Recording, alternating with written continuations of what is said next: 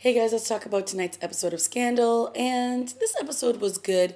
I don't know, I don't think it was one of my favorites. I think one of the things that is not working for me with this storyline with Jake and the president is the fact that we already know that Rowan is the one who did all this stuff. I think if we hadn't, I think it was important for us to find out at the end of last season, sure, because it sort of wrapped all that stuff up for us. But now that, they're still trying to figure out who did all this stuff, it's kind of leaving the element of surprise like there is none because we know that Jake isn't guilty. We know he didn't do this. We know that Rowan is behind all of it. Yes, he's a good manipulator. He's a good liar. The fact that Olivia takes what her father says at face value, I don't really believe. Like, I would think that Olivia would be moving hell and high water to try to find out what happened with Jake and then like doing the timeline of what happened to him between that time. Huck can go back and figure out a whole bunch of information. So the fact that, she's crying in her room just doesn't really ring true to me for Olivia. I would think that Jake is somebody she loves. She would go to her team. She would be like, we need to figure this out ourselves, and we can't just rely on what evidence appears to be out there. So yeah, this storyline is kind of falling a little bit flat. I mean, I do like Jake, but he's not a perfect guy. Nobody on this show which is one of the things that I really like about him. One of the things I did like about this, the scenes with him in this episode was when at the beginning of these interrogation scenes, when he would close his eyes, you could hear the sound of the ocean and birds in the background. So he was just obviously taking himself back to a place that meant something important to him, which was the time he spent with Olivia for 2 months. All the scenes with him and Fitz and, him basically laughing and saying he's screwed because, yeah, he kind of is. All this stuff with Fitz, wanting it to be Jake is too easy. We all know that no matter what Olivia does, whoever she moves on with, Fitz is going to freak out. And so those scenes when he's like pummeling him at the end, I was just kind of like, you're so lame. Like, I don't know. I don't know. Sometimes I get really frustrated with this show because they just keep overplaying this three-way love triangle. And I do believe that she's in love with two men, and that's fine. But I don't know. I'm just kind of over the whole Fitz trying to, have his claim over Olivia and that he owns her or something. It's just like, yuck. And I did like the stuff with David Rosen. Pretty much all of the stuff that he's done this season is coming back to haunt him. And I love how he says, I was trying to be Olivia Pope. Why do we want to be Olivia Pope? It's like, yeah, have you seen her life? It sucks. Why does anybody want to be Olivia Pope? Her family life is crazy. Her love life is crazy. Everything about her life is crazy. And I don't know who wants to be her. So I love that moment when David is talking to Abby, and Abby has this look on her face like, yeah, you're kind of right. I don't want to, because she's pretty much trying to be her too when she's working at the White House. So I thought that scene was pretty funny. But I also liked the emotional toll that it's taken on David, and that he feels responsible for the death of the judge, which he should. So that all worked for me. And then the stuff with Huck, I don't know, him going back to the wife's house, because we didn't really see what happened when he arrived on her doorstep at the end of last season. I don't know if I really would have wanted to see flashbacks, but just seeing her freak out on him, and threaten to call the police, and pretty much she's done that in the past, that was good, going back and some developments telling us what had transpired between the two of them. And then when he gets to the house and then, there's some therapist there, it's kind of like, really? Really? Huck has always been that character that's sort of been way out of the box, and he plays that really well. Sometimes it's very crazy, very psychotic, and obviously he wants to see his son, and I don't have a problem with that. But him constantly going back to the house with like those big ass binoculars, like she wasn't gonna see him, was a bit crazy. I don't know. We'll see. I feel like this show is trying to get itself back on track this season, and in some ways it's doing a good job, in others it's not.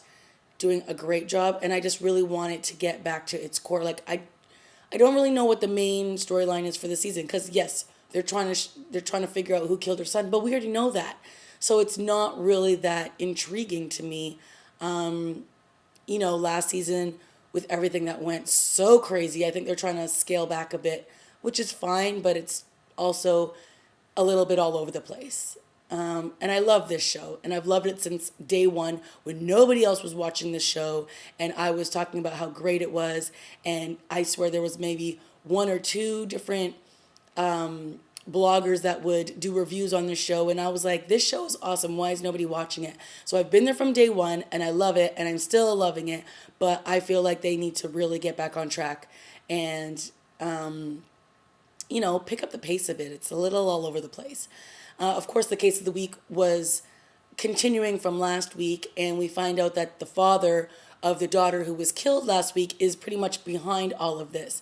And in this episode, they killed the girl's best friend, and it turns out she swallowed a key that seems to be a key piece of evidence in why their daughter was killed in last week's episode. And we know that the wife is still sitting in prison because of this, and Olivia and Quinn and them were working on this case, but it kind of took a back seat with everything else that was going on with Jake and Olivia's dad.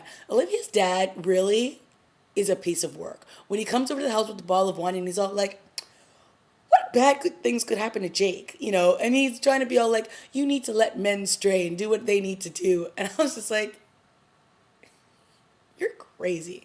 And then when she goes to confront him at the office, and he pretty much tells her in a pretty convincing way that Jake did all this so that you could get what you wanted. You wanted Fitz to win the presidency. He did that for you. And, when you decided to go away and off to the island, I was thrilled. But then I saw that you were with Jake and then I was concerned. But then I knew once I had control of Jake and that he wouldn't hurt you. And I was just like, wow, Rowan. And I knew this. I knew he would have every answer to Olivia ready. And that's exactly what he did. But I'm still not buying that Olivia would, and I mean, she even says it to Abby that she doesn't believe it, but she needs to be a little bit more proactive in trying to prove her other boyfriend's innocence, which is one of the scenes that I also loved between Olivia and Cyrus. And Cyrus, of course, points out that Jake did kill his husband, which is true. But he didn't do everything else. So, we'll see where this goes next week and if Olivia's going to snap out of it and, get on Team Jake and prove that he's innocent. Another very powerful scenes in this week episode was between Mellie and Fitz. And Mellie, of course, has been still schlepping around the White House with her Ugg boots and her big old robe, and she's still eating her potato chips, and she comes to the office to see Fitz for their standing 2:30 appointment to go see their son Jerry, and Fitz isn't there. So when Fitz comes back to the office, she freaks out on him, and she accuses him of being with his mistress Olivia. And Fitz is all upset, and he blurts out that he was at the Pentagon trying to get a confession out of the person that killed their son. And of course, she snaps out of her funk and all of a sudden starts to say oh, this is starting to make sense now that he died for a purpose. There was a whole reason behind his death. He didn't just die because he coughed one day, but it was for you to be elected and for us to be in the White House for 4 more years. And Fitz is looking at her like, Mellie, you cray. And it was kind of like a very pivotal scene for Mellie, and all of a sudden a scene where Fitz freaks out and he basically tells her, do not mention my son's name ever again. Go pull yourself together because I can't have a conversation with you. She was literally just saying that his death was meaningful and that it wasn't a waste. Wow. Sometimes you just never know what direction the writers are going to go in with this show. So that was a very interesting direction that they took Mellie on in this episode. And at the end, we see her take a shower. So obviously this is going to be a major turning point for Mellie, and she's going to be back to the woman that we all know and love. So let's see what happens next week when the show returns. All right, guys, let me know what you thought about this week's episode. I know it's a little harsh, but it's just how I'm feeling. I feel like I'm liking the show, but I'm just not loving the show. All right, guys, that's it for me. See you next week. Bye.